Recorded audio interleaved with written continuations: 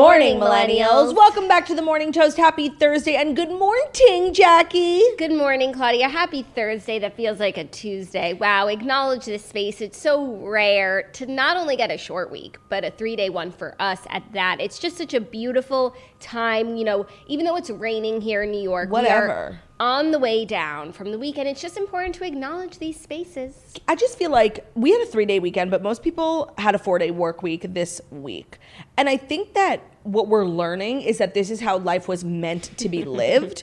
And I think it's like you still get so much done in a 4-day work week, arguably more. More. I mean, we dropped a Redheads episode this morning that was so good. We recorded last night about the book American Duchess. Truckers for the Redheads are coming out. The sirens are blaring because we had such a great conversation about the book. I think all of us liked the book even more after talking about it. We were sharing like all of the interesting historical factoids that we learned from the book. So even if you didn't read the book, I think you could listen to the episode. But if you're struggling to get through the book, I saw some comments in the Redheads Facebook group.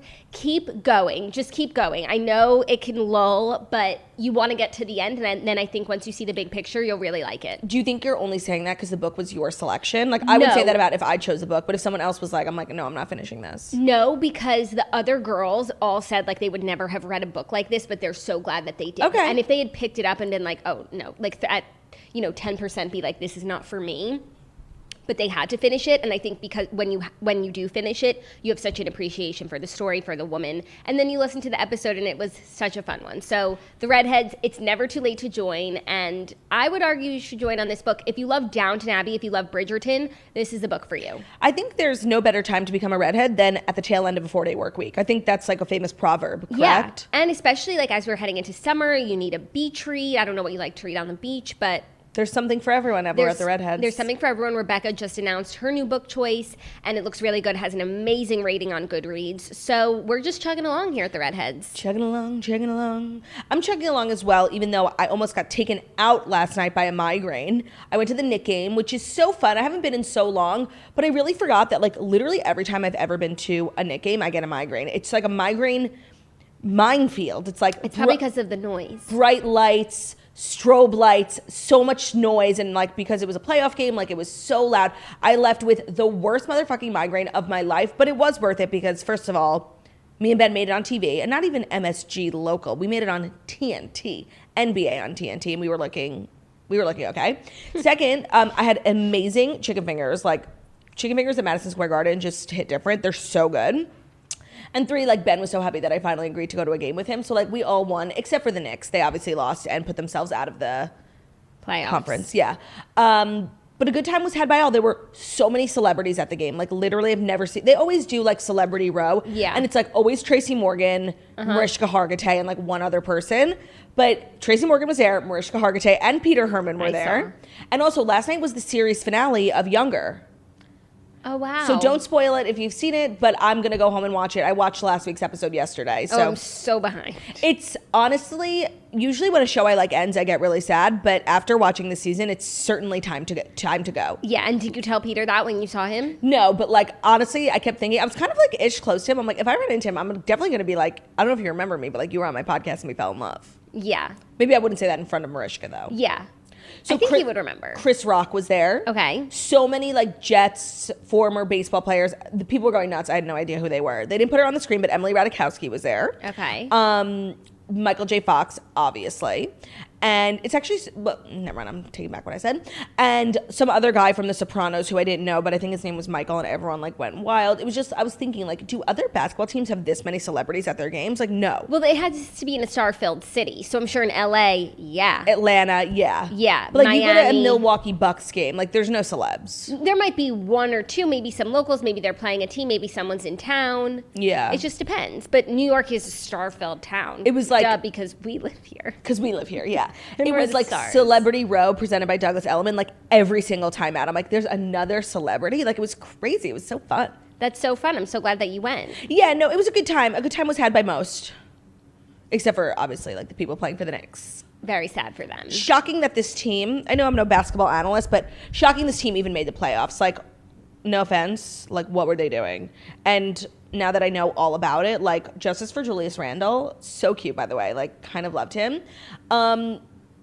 like, people were upset with him because he's, like, the star player, but, like, it's a team sport. Like, he can't do everything. He had 9 turnovers. Okay, he also was the only one who made, like, any points. Like, and that's literally the only thing that matters. It's how you win a game.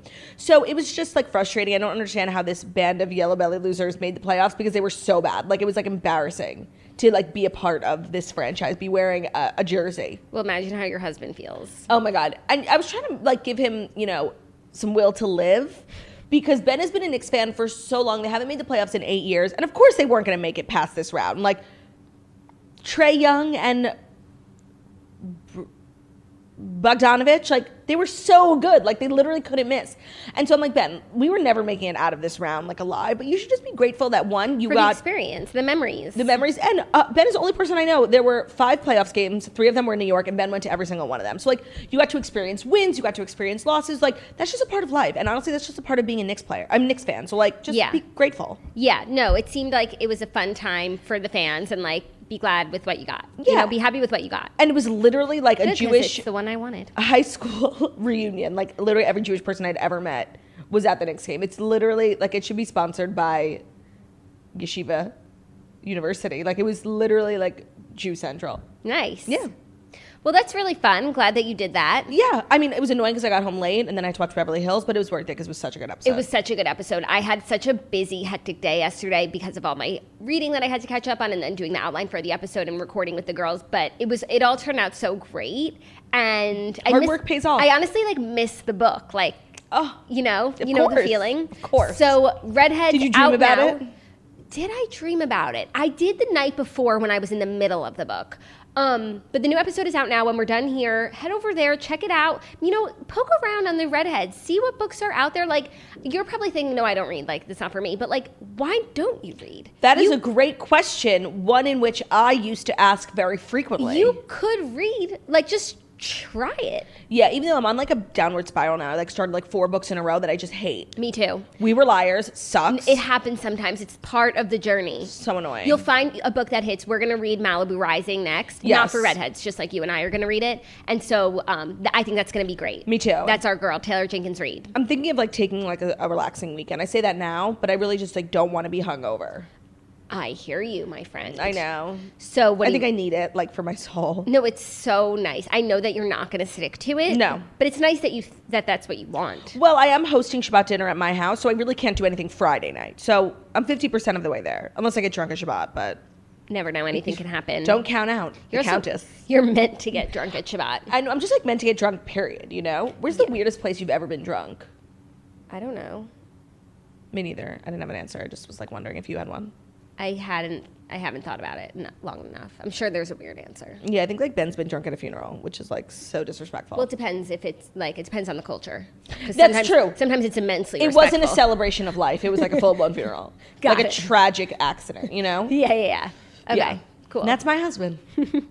Okay, well, I think we should get into everything because we have a lot to discuss. So without further ado, where are you? It's raining today, so he did not come into work. Must be nice for him. He's taking a mental health day. Like, the rain is just, like, kind of gets to him. The rain in Spain flies mainly on the plane. Mainly, though. Not completely. Mainly. Without further ado, here are the fast-sized stories that you need to know before you wake up and take a bite out of your morning toast. And today's episode should come as a surprise to nobody because it is brought to you by Brush, the most fabulous electric toothbrush on the market. And they've come out with fabulous new seasonal colors. These ones are so trendy. I saw you got, which color did you get? I got this mauve, and I got this package from Brush yesterday that turned my whole day Really? around. I got a whole new Brush in a new color. And you have a whole new, like, je ne sais quoi. I have a whole new lease on life. It literally was the most exciting package I've opened in so long. You guys treat yourself to the gift of opening up your Brush. It's so amazing. And so this morning I brushed with my fresh Brush and last night too. And look at me. You got the mauve cloud, but they have new colors, green dream, a gray mist. So I've had the millennial pink one for a while. It might be time to switch up my aesthetic. I didn't even know that that's what I was craving. And now this mauve just walked into my life. Well, for those who don't know, the Brush is the best electric toothbrush on the market, in our opinion. And it also is the most affordable because a lot of them can cost over $200, which actually is insane. Like, come on. Bruce has you covered. They've got everything that you need. The charging stand, it comes with 6 unique modes to customize the brushing experience, and it has a 2-minute timer for a complete, even clean in all 4 quadrants of your mouth. So you don't, sometimes I'm brushing my teeth, I'm like, have I been brushing for 35 minutes or 35 seconds? But the Bruce times it for you. Also, the battery life lasts 4 weeks. It comes with a magnetic charging stand and a compact travel case. They also offer a subscription program, so you never forget to change your brush head again. Just because you're using electric toothbrush, you still need to change out that brush head. It will become filled with bacteria, but you don't have to remember it because the subscription service just sends it right to you, and you just swap it out whenever the time is up, and you don't need to keep track of it. Innovation, man. The design is super sleek. The electric toothbrush from Bruce has a modern, aesthetically pleasing design, and it comes in trend-driven seasonal colors, and it looks great on your bathroom counter. These new colors are only available for a limited time, though, so get them before they're just a distant dream. And get 15% off your Bruce toothbrush kit, because you know we got you covered, and the refill plan when you use promo code TOAST at Bruce.com. That's 15% off using promo code TOAST at BRUUSH.com. Love it. Treat yourself to a Bruce. The vibes are so immaculate. You think like, oh, why am I getting so excited about a toothbrush? You'll see. You'll see. Sign on. Brush your teeth. Bruce your teeth. Trust us on this one. Okay, first story, big news. David Spade will be guest hosting Bachelor in Paradise amid Chris Harrison's break from the franchise, says a source. Spade will be one of the celebrities in a rotating roster of guest hosts for the 7th season of the ABC dating show, a source confirms to People. Representatives for ABC and Warner Brothers did not immediately respond to People's requests for comment. So let's discuss David Spade in general, and then also a rotating, what is this, Jeopardy? Right, and just the fact that, like, Chris Harrison's return is being postponed even more. Yeah, I don't know how he comes back. The more longer it gets postponed, the weirder it is when he comes back. Yeah, and so I feel like David Spade is great. He's super funny. The thing is, though, with the hosting, and I feel like we talk about this a lot, like when you're a talk show host or when you host a show, and why Chris Harrison was so successful at it, is because Chris Harrison is literally like a big nothing burger. He's like boring. He doesn't do or say anything funny. And that's the point of the job. You carry the show along. It's not about you. It's about the contestants. And I feel like David Spade is so funny, so famous that, like, you can't help but make it about you because you're just that kind of star. And comedians always want to, like, you know, crack a joke when honestly it's not the point of the job. So we'll see how it turns out. But I think like having celebrities come in is actually not a great idea because that's just not the point of the role. Yeah, I just feel like on the one hand, if you had asked me who's going to be the next host and it's not going to be Chris Harrison, I would have said Wells. Yes, of course. So that feels like a weird decision. And then they could have bumped up another cast member. They're like literally promoting from within. So many Bachelor contestants like go on to be hosts. So like there are a lot of people who could have auditioned for this job within the community, because I do think having a celebrity like takes away from like the bubble of Bachelor life. But I also think the show is floundering and they're so desperate and they're like, okay, we don't need to protect the integrity of this Bachelor bubble. We need viewers. Right. And so I think they saw this as an opportunity, obviously, to like make people, what are people talking about right now? Like the Chris Harrison of it all, which is like this big scandal that does not make Chris or the franchise look very good. So they're just trying to like deflect big celebrity. I get it. I agree with you. I think this is like not a good sign because The Bachelor has always been loved by celebrities, but always protected the integrity of the community of Bachelor Nation. And while this will be probably fun and funny, it's just different. And I feel like it's not a good sign.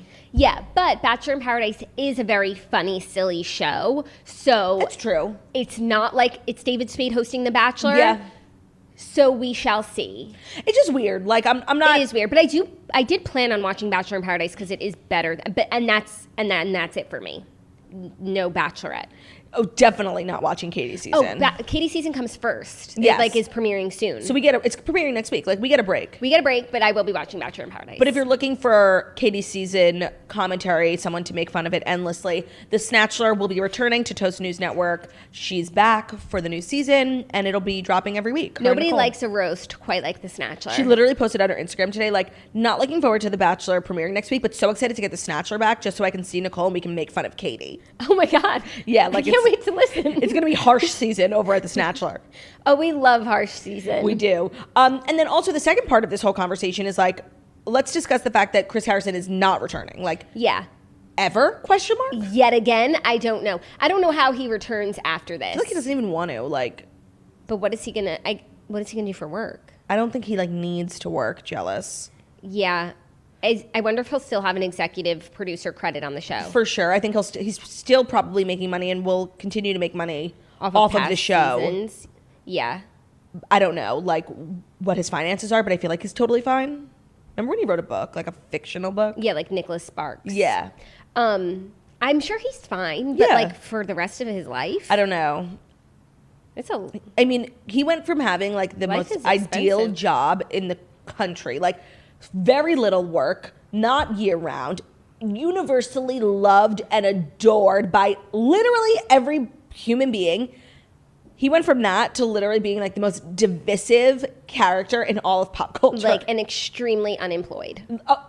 Unemployable. Yeah. 100%. Yeah. 100%. So we've been there, Chris. It gets better. And if you want to start a podcast, Toast News Network. Toast News Network is always hiring. We go by our alternative name, CNN, Canceled News Network.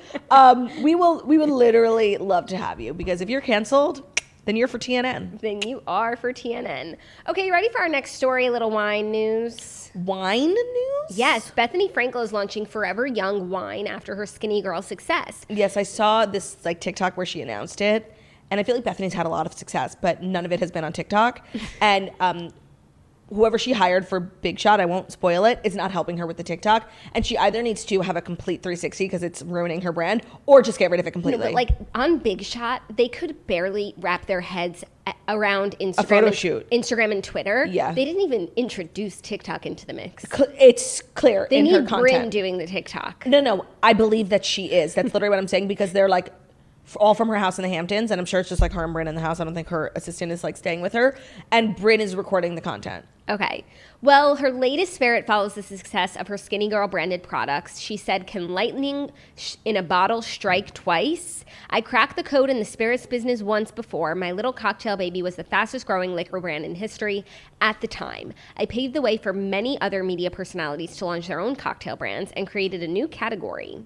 Now she's launching Forever Wine as superb, next level, and elevated, saying that with every sip you will understand why I entered back into this space." She definitely created a new category. Like, I don't think you can really speak about Skinnygirl without giving kudos to that. And it's true, like, lightning did strike, and I just don't see it striking twice. Well, Forever Young wine is currently available in Malbec, Cabernet Sauvignon, and Sauvignon Blanc, with a rosé coming soon. And I think if I ever see it, I'm going to try it. Yeah, of course. Can you tell me about what makes the company special, or it's just like a wine company? It's just a wine company. And I think that it's like she's saying it's really good wine. I don't know. I feel like now the space is very crowded. It's crowded. I don't know. It's an interesting play. Yeah, and it's interesting to see, like, of course, Skinnygirl was successful for a multitude of reasons. It was a great idea. It was low calorie. It had great marketing. But the show was so integral in the success. You can't deny that.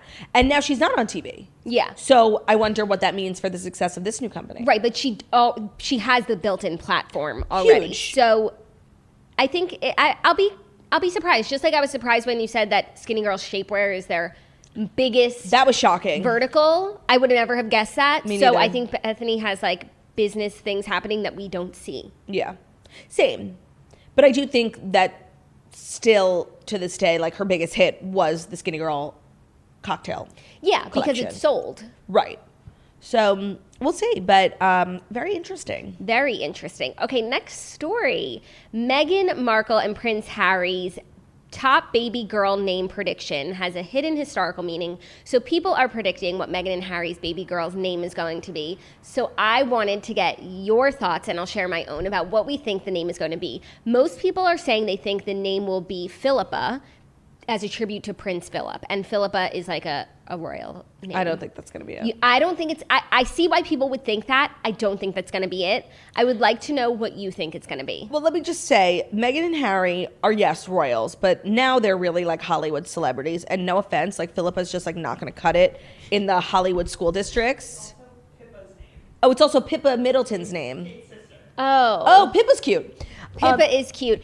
But I don't know if that would stop them, because I don't know if it needs to stop them. I think Meghan has too much pride as like her own woman to have a name shared with Kate, who we know that she doesn't like, sister. Yeah. I just don't think Me neither. Yeah, it's not going to cut it, and like in even in though the schools. It's no, the school district in Calabasas is not like you fucking have with Apple, the Philippa. You Moses, have Saint. you have North, and Phillipa. No, it's just not going to work. It's not rolling off the tongue And for also, me. Archie and Phillipa does not work. Not at all. Archie and Spencer.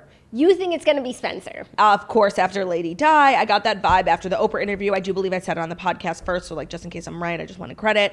Because one, it's super meaningful to Lady Di, of course, and we know that Harry and Meghan are very, of course, you know, connected to her legacy. And I also think it's like a good Hollywood name. It's like kind of like gender bending. It's like Spencer could be a girl or a boy. I think it's good. I think it's good. I think it's good. I have 3. You wrote them down? I wrote them down. I have 3 that I think it could be. The first one is Margot.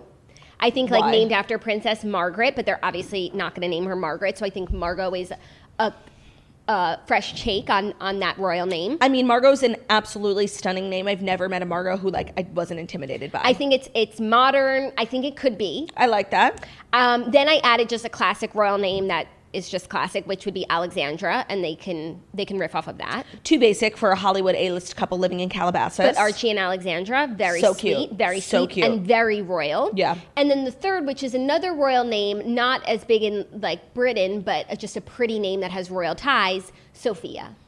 Lovely as well, but again, not going to cut it on the Marymount High School playground. I think it will. I think Margot and Sophia will, and I think Alexandra, if they with a nice nickname, I think it will cut it. Those are my choices. Yeah, no. I think they're all really good choices. Obviously not as good as Spencer, because that's like so clearly the answer here, you know? Or Phillipa. No. I'm sorry, Yeah. it's going to be no. And who are these people who came up with this prediction? Just like people on Twitter or like actual experts? I don't know. People Magazine. Oh, so it's just like people from Twitter.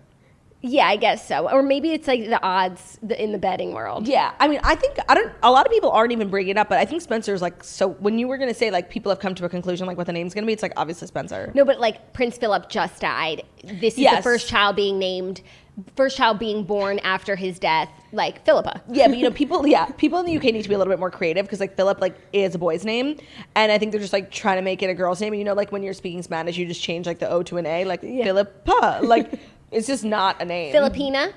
No, that's like a country. Yeah.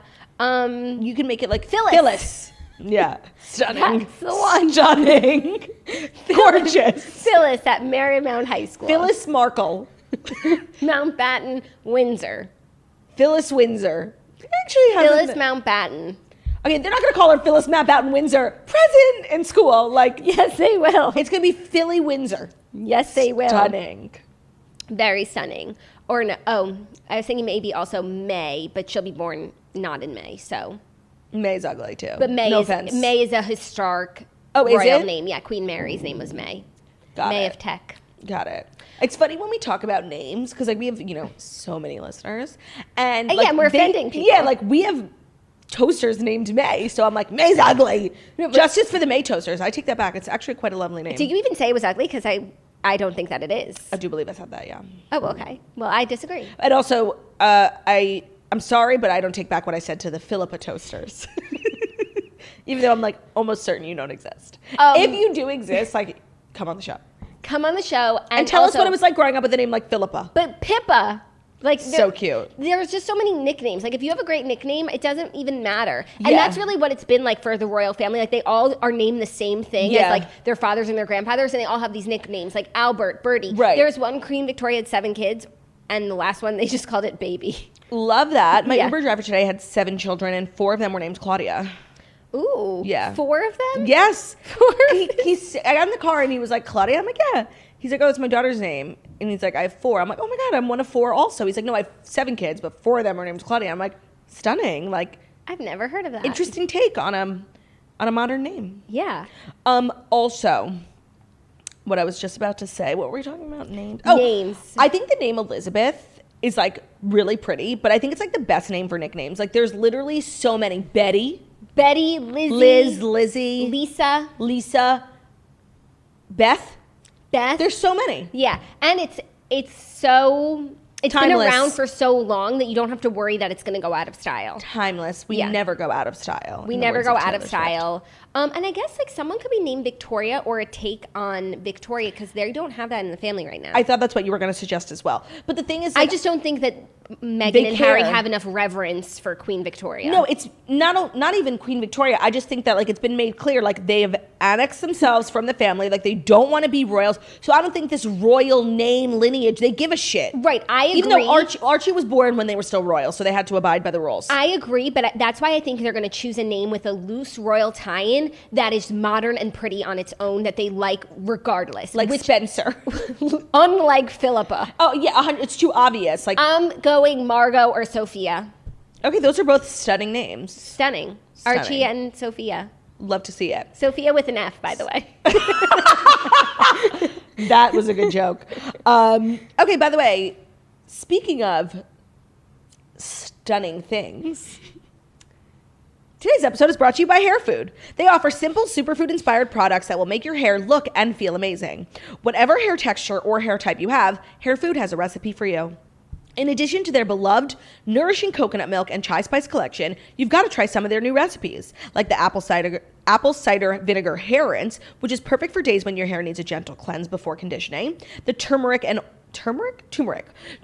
almond oil detangling milk, which takes care of the most stubborn knots and reduces frizz, and the shea butter and pear color repair concentrate, which makes overprocessed hair look vibrant and healthy. They all smell so good, and every hair food product is free of sulfates, parabens, dyes, mineral oils, and they are certified PETA cruelty free.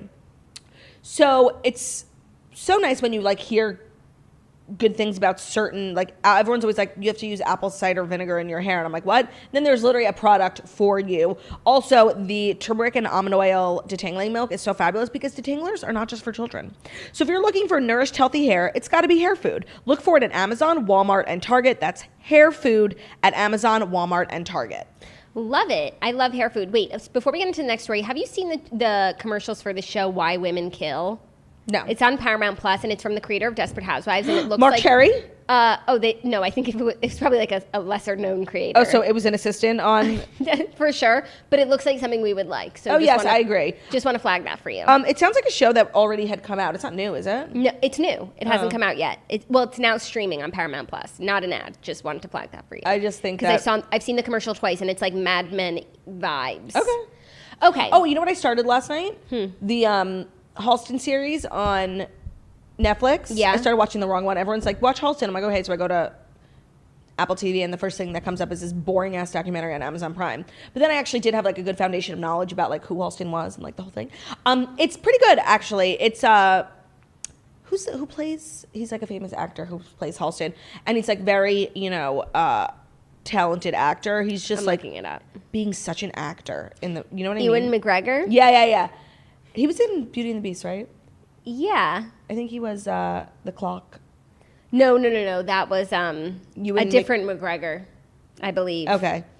The show is really good, and it's definitely like an interesting story worth telling. But some of the acting is community theater. Like, it's really shocking because it's like... You're right. He was in Beauty and the Beast. He was, right? Who was he? The Clock. He was, hold on, go back to what you were saying. I'll find out. I was just saying, like, some of the acting in this Halston series is very community theater-esque, especially coming from Ewan, who's like a world-renowned actor. I mean, he was Lumiere. Lumiere, thank you. He was amazing. He was amazing. So, yeah, exactly. Flying through the air with the greatest of ease. And I'm just like, this is the same guy as Lumiere. Like, his acting is just, like, not his best. And I know that's might be crazy to say, seeing as how I'm a brain-dead moron, but still, like, I just think he could have done better. Okay. But it's the fashion is like so, the set. Do you think I should watch it? You will love it. Like, it's elegance. It's like 60s, 70s New York. What happened to elegance? Class. Like, that's literally what it is. Like, it's just fabulous. Like, and they really, I actually was happy to have saw the documentary first because they got a lot of the people who are being portrayed in this Halston series, and they look exactly like I knew who half of these people were just because I saw them in the documentary, like the real person. Interesting. Yeah, it's good. People really liked it and recommended it to me. And I'm only on like episode 3, but it's really good. And the girl who plays Liza Minnelli, like, who knew that Liza Minnelli was integral to the success of Halston? You know, who would have known that? The girl who plays Liza is great. It's really good. Okay, cool.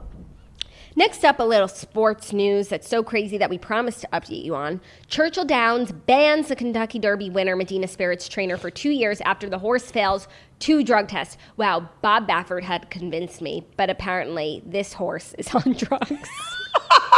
No, when you like when you are accused of something and you defend yourself like so hard and you're willing to do anything, take a drug test, DNA test, it's like, of course you're innocent, but like to go through all that just to be a liar. Yep. The Bob Baffert, the Hall of Fame trainer of Medina Spirit, the winner of this year's Kentucky Derby, has been banned by horse racing venue Churchill Downs for the next 2 years after his prize horse failed 2 drug tests. Results of the Derby winner's tests were confirmed to New York Times and CNBC on Wednesday.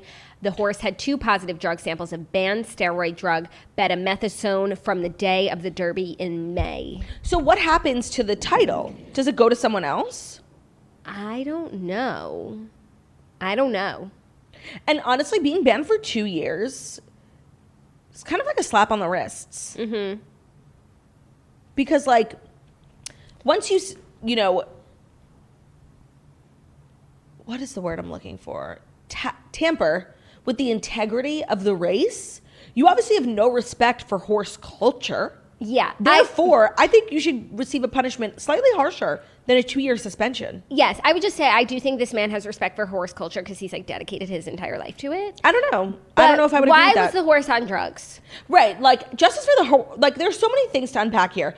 But I think what's not even being said is, like, the unethicality of giving a horse drugs when the horse can't consent to wanting drugs. You know what I mean? No, like, it's mean. The horse is probably, like, minding his own business. Then all of a sudden he's, like, working so hard. No, then he's feeling, like, speedy and having anxiety. And it's like, he didn't ask for that. No, he didn't. That's like somebody unknowingly, like, roofing you. Yeah. It's unethical. I actually feel really bad for the horse. I feel bad for the horse because he felt like such a winner and now he feels like a loser. Not even that. He was given drugs that he did not ask for. Therefore, yes, the suspension should be more than 2 years. It should be 5. Oh, interesting. So it is yet to be determined if if Medina Spirit's win will be rescinded from the jockey who rode him, right? John Velasquez. The victory marked his 4th Derby win. That jockey, the horse's owner Zidane, would have to forfeit the $1.8 million first place check if the horse is disqualified. You know, in another world, so it's unclear yet if he's been disqualified from winning the Derby, but the trainer has been suspended for 2 years. Got it. I mean, in another lifetime, like, you and I could have and should have been horse jockeys. Like, our proportions are just so perfect for it. We actually did grow up riding horses. Like, that could have been our path. That could have been our path. Our jockey is too big and our horse is too small. What's that from? Secretariat. Mm-hmm. Are there a lot of female jockeys? Actually, I think it's from Seabiscuit because I don't recall Secretariat being deficient in any way. Same thing. Like, oh, for sure. The movie Secretariat and the movie Seabiscuit are literally the same movie about one named horses that start with S. With S, that were champions. Though I do think that Seabiscuit was like the Oscar worthy. No. I think the opposite. No. Seabiscuit was Tobey Maguire. I'm sorry. Seabiscuit the horse was a perfect specimen of horse. Yeah. Perfect specimen. And Secretariat, despite all the odds, he was like a little bit of an underdog, and like Tobey Maguire was like a little tall or something. I'm talking about the movies. Seabiscuit, like, was in theaters. I think it got nominated for a bunch of Oscars. I don't think so. It was Secretariat was like a DCOM. No. yeah. Secretariat was a DCOM. A Disney Channel original movie. Like, it was, we love that movie. It's like our family's favorite movie. We think it's like God's gift to this earth when it's literally like a Disney Channel commercial free movie. No. You guys, if you've never seen Secretariat, treat yourself. And it's so good. It's not DCOM. Like, no, it's unbelievable. And there's so much to unpack. Diane Lane, is that her name? Mm-hmm. And AJ Michalka, who also has a singing performance. And the grandma from Hannah Montana movie. Yes. Yeah, there's a lot. So good. There's a lot there. And Medina Spirit, is there going to make a movie about him? Yeah, will it be Oscar worthy or will it be a DCOM? No. We'll have to wait and see. And it's going to be a really sad one. Where, like, he was on drugs. Yeah. Okay, are you ready for our 5th and final But story? I would like the Medina Spirit film to be told from the perspective of Medina himself and what it was like to be just poked and prodded when literally nobody asked for it. Yeah, and I agree. Are you ready for our 5th and final story? Sure. It's a final story.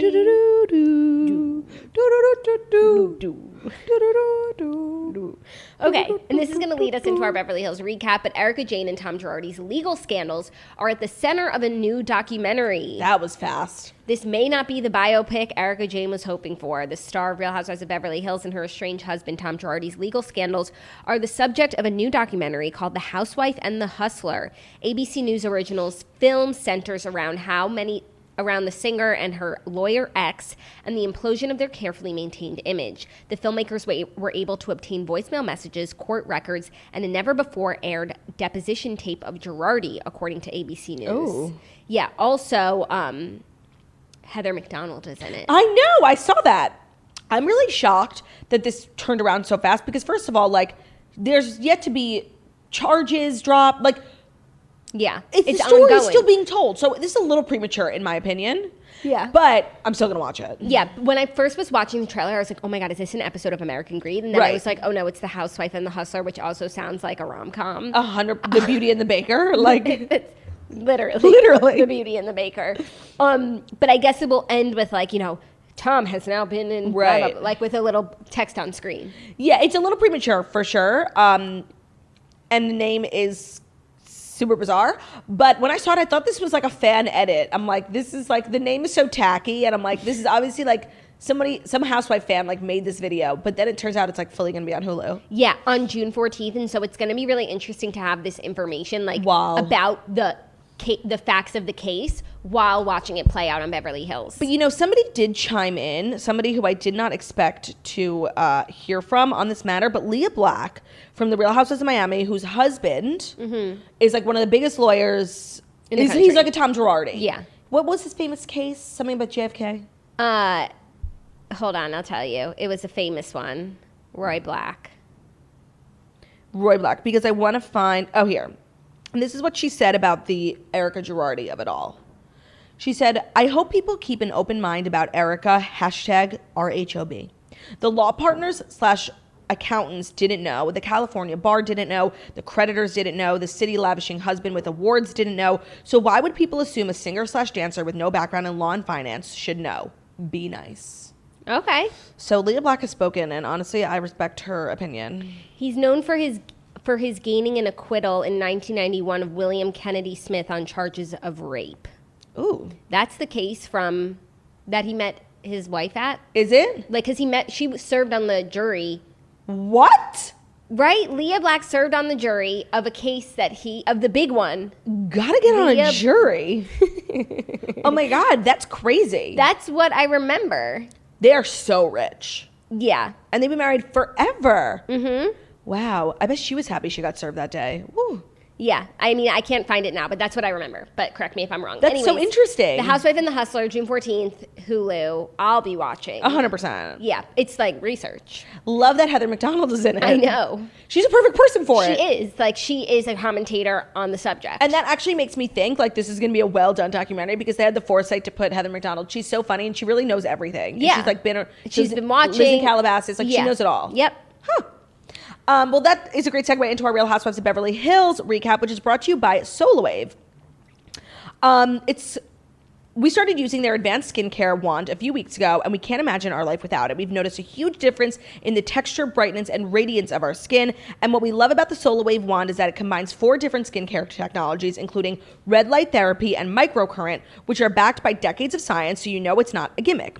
You can rest assured that what you're using on your face has been tried, tested, and approved by tens of thousands of happy customers, ourselves included. This wand, I've heard about red light technology, and I know a lot of celebrities use it, but this wand is perfect. It's the perfect size, and it comes with this amazing serum that I've been using for other skincare needs, like when I use my gua sha. It's a great hyaluronic-based skin serum, and the wand just makes you feel glowy and tight and bright.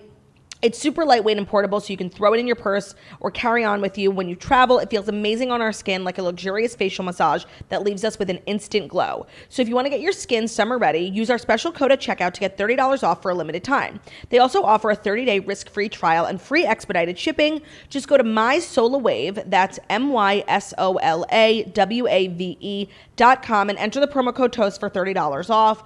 It is a fabulous skincare tool for the summer. It's also great for travel. Real results, and check out that serum with hyaluronic acid. It's fabulous. I highly recommend. Amazing. And I just do want to confirm she met her husband when she was doing jury duty during the rape trial of William Kennedy Smith. Wow. And Roy was his lawyer. A year later, Leah ran into him and they started to date. Now they've been married since 1994. So I guess they met a year later, not no, but they just like if they had, it's like when it's a misconnection. It's like when you see someone on Hinge and then you like meet them in real life. Like, so do you say you and Zach met on Hinge? I say we met at work. Just like they met at the trial. No. No, because you and Zach matched on Hinge and like never messaged, and then a year later, like you met. 2 months later. Whatever. Yeah. So you say that you met at work. At work, when you met in person. Listen, go with the one that sounds better. Yeah, of course, the jury's a better story, but they say they ran into each other a year later. Sounds like they just so happened to have been in the same room once. But if they hadn't been on that jury, she probably would have been like, hey, I was on the jury. And I'm sure the jury became famous, so they probably recognized each other from the trial. He probably saw her in the box. He was working, but he was like, ooh, that beautiful lady. And then a year later, she shows up. Honestly, speaks to his skills as a lawyer that he was able to fall in love with a jury and get the acquittal. And also get the acquittal. Like, that's why he's one of the highest paid lawyers in the country. 100%. And they live in the biggest house of all time that literally has never been cleaned. 100%. Okay. Real Housewives of Beverly Hills, part 2 in Tahoe. The scene opens. This was really like the downfall of Sutton's track. Like, that's what the episode should have been called. She was being so chaotic and saying some of the dumbest shit ever. So and sensitive, too. So sensitive about the stupid prank, which wasn't even funny. And honestly, she just like kept kind of perpetuating and trying to like compare like her struggles as a white woman to the struggles of Crystal as an Asian woman and Garcelle as a black woman, when like honestly, like they couldn't be more different. And Crystal, I like Crystal a lot, and I fully understand her frustration, like not even being able to give Sutton the time of day. Like, Sutton is so fragile and so sensitive, and like literally Crystal was, I understand that like there was this joke going around and Sutton didn't know, so there was like some confusion, and like that made her cry for some reason. But once she was in on the joke and everyone explained to her, Crystal was like, I was kicking you because I didn't want Kathy. Like, she couldn't let it go. Yeah, she kept like digging herself into this hole and she couldn't get out of her own way. And she really should have left and went to her room because she needed just like to remove herself from the situation. But like sitting there and trying to get over, like to process all of her emotions in front of everyone, it was just getting worse and worse. And so, yeah, she wasn't helping herself whatsoever. But I think it's clear for the women who have known Sutton for more than one season now that like she is an odd bird. Yes. And so many of the women who didn't really understand her season 1, just like I think Crystal is experiencing now know her, really like her, and consider her a friend with all of her quirks and everything. That's very true. Like, Garcelle was being very protective understanding. of her. And I think even like, remember, I feel like last season Erika and Dorit had like no time for Sutton. Yeah. And now like there's just more understanding of her because sometimes people take a minute to figure out. 100%. And so I think Crystal's experienced what everybody is experienced last season with Sutton, where it's just like, what's wrong with this woman? But I think Crystal has a lower threshold for Sutton's bullshit. Yeah, definitely. But I just think that like when you come into this group, like Sutton is just like the obvious weak link. Yeah. Because everybody else is like so like tight, sure of themselves and fabulous and this and that, and like Sutton is just like all bizarre. She's just bizarre. Yeah. So I can understand why they're not meshing whatsoever right now, and I think Sutton did absolutely nothing to help her case. But now things are going to get weird with this next like scene into next week. I was like literally like my heart was beating fast, like when Crystal, who was still mic'd and on the phone with her friend, I guess when you're new to a show, like you always forget that you're mic'd. She didn't even say anything so bad. Well, that conversation wouldn't have been aired if Sutton didn't go downstairs. Because and Sutton got drunk because why was she going down to her room to bring her coat in the middle of the night? Like, yeah. Oh, I guess. Well, maybe they say she left the room like 20 minutes before and she left her coat upstairs. They said 45 minutes later. Okay.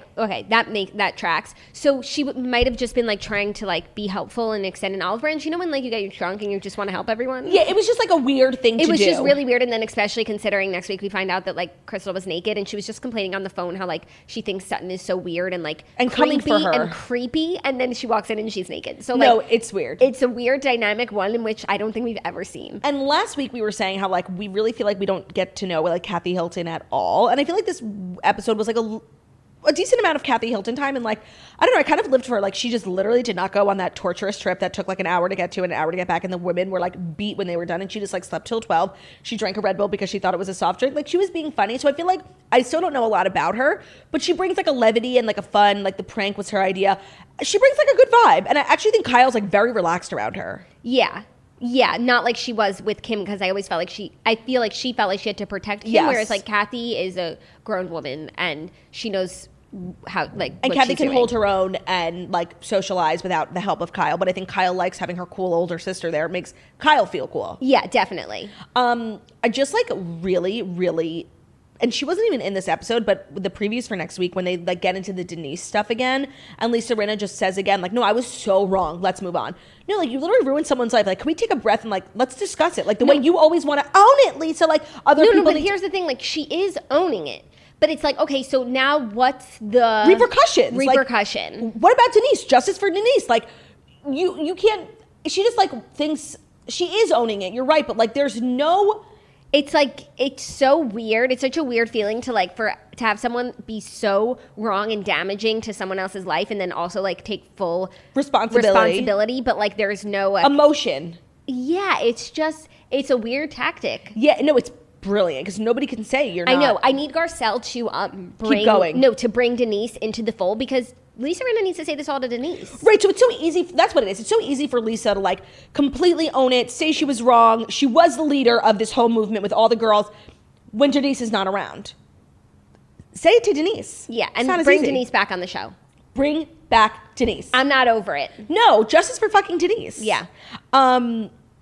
But other than that, what really happened? It was like a good episode, but nothing major. Yeah, I thought that like the prank was just like a little stupid. And I dumb. can imagine, like obviously Sutton was just so sensitive and handled everything so wrong. But like if everybody is at a table texting in on a joke and they all decided to tell the next person, but like nobody told her, I would feel like a loser too. Yeah, and then when they were sitting down afterwards in the living room, I'm like, wow, everyone was involved on the joke except for her and Kyle. And I guess like Kyle just doesn't care. But like, you're right, like she's so insecure and like she's so not sure of herself. So like everyone's texting, everyone's in on something. You think it's about you. Yeah, and also they had just had this like heavy conversation about being Southern and race and all these things. So like she probably was already like feeling like she said the wrong thing. Right, and now everyone's texting. And it's like, it feels like it's about her. 100%. But then she just emotionally handled it like irrationally. No, the walk from the Sprinter vans to the living room was so chaotic. Like everyone like hovering over each other. It was just so messy. And it appears as things don't get better with Crystal because we have that iconic scene like, what am I jealous of? Your leather pants. Like things don't get better between Crystal and Sutton, which is frustrating because I do like them both. I actually don't think like some people are meant to be friends, you know? Like they're just so different. I don't know. I think I could see them being friends next season. I think Sutton's a really difficult person to understand. Yes. But she has won over so whole many cast. People. When last season she was like put the mouse down. Yeah. Literally. But I really like Crystal. I have to say, like, I think she's really like adapting very well, very quickly, making friends with a lot of the girls, and I really, really like her. Like, I think she's great. I think she brings great energy to the show. She brings a whole new level of like rich Hollywood film industry, which I love, and I think she's really holding her own very well. I totally agree. Yeah. Great stuff so far, ladies. And good episode. Tonight is Keeping Up with the Kardashians. So we'll recap that tomorrow for Friday's episode. Oh my God, you guys, tomorrow's Friday. Just acknowledge it, you know, just acknowledge savor it. Let's take a moment to quietly acknowledge a space somewhere. A moment of silence for Friday. Thank you so much for listening to The Morning Toast, the Millennial Morning Show, where we deliver the fast 5 stories that you need to know every Monday through Friday on YouTube. So if you're watching this on YouTube, please feel free to subscribe and give this video a thumbs up. We're also available as a podcast anywhere podcasts can be found. So that's Spotify, iTunes, Stitcher, Public Radio, iHeartRadio, CastBox, all the places. So wherever you listen to podcasts, find us, Morning Toast, leave a 5-star review about how beautiful, stunning, and smart we are. We hope you guys have an amazing day, and we'll see you tomorrow for Friday, gotta get down on Friday. Goodbye. Goodbye. Bye.